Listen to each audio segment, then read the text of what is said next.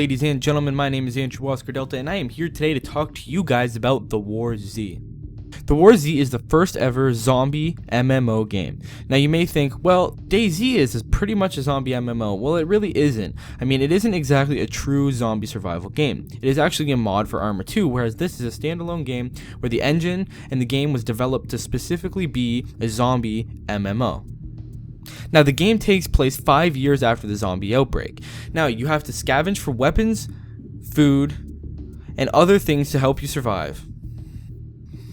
In this picture here you see on the screen, you see a survivor making a pretty poor decision going into the heart of the city of Colorado. Yes, I say Colorado because the first map is actually based on Colorado, the state. Now, much like what would probably actually happen in a zombie apocalypse, you have two choices. You can stay outside of the city, where it's going to be a little bit harder to survive, but the threat level is greatly decreased, or you can head into the heart of the city, where there's probably going to be a lot of survival necessities. However, it's going to be increasingly dangerous. As you can tell from this picture on your screen now, cars and other vehicles are available to be driven in the game. Now, obviously they're going to be extremely rare to find, and also finding gas for them to make them run is going to be extremely difficult. Staying true to the MMO experience, The War Z will also have a character creation center, where you're going to be able to create up to 5 different characters and choose whether you play in a normal or hardcore server. Now, the details between a normal and a hardcore server are going to have to come in a later video. For now, all I can tell you is, in a normal server, if you die, you respawn. In a hardcore server, if you die, that character gets deleted.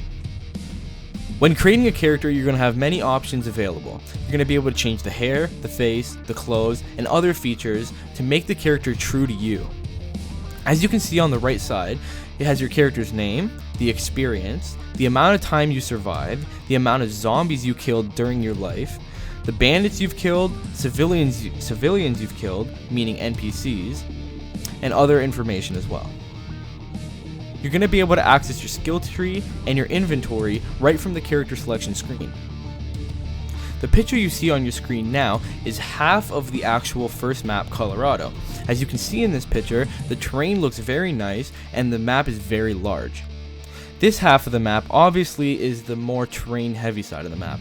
With mountains, lots of trees, and a few farms here and there, this could probably be the safest zone on the map. And what you're seeing now is the other half of the map. Basically, this is the dangerous part of the map, and also the more resourceful part of the map. This part of the map is going to have the big chunk of the city, as well as over to the right there you can see a smaller city in the distance. In this game, you are going to be able to fortify your buildings, so being able to lock down buildings with your clan, teams, and friends is going to be probably key, as other bandits or other people who are bandits to you are going to be looking for things to survive. The great thing about The War Z, since it is a paid game, is that more and more maps are going to be available to people. So, what you're seeing now, the map is about 190 squared kilometers, which is pretty large on its own, and then future DLC, which, by the way, will be free, will allow for expansions of this map, as well as completely new maps in new terrains in different cities, different countries, and you know what? I'm thinking Russia is probably going to be thrown in there as well. The suggested amount of players for this map is 130. At 200 plus players, you're going to meet one person for every 15 to 20 minutes, which still isn't that crowded of a server, considering 200 plus players is quite a bit. I'm thinking that at 130 players, you're going to get an extremely realistic and true zombie survival experience. In this picture, you're going to be able to see the effectiveness of teaming up with your friends and fortifying an area. You can see that the 3 people up above have fortified an area and are very effectively keeping zombies out of their base.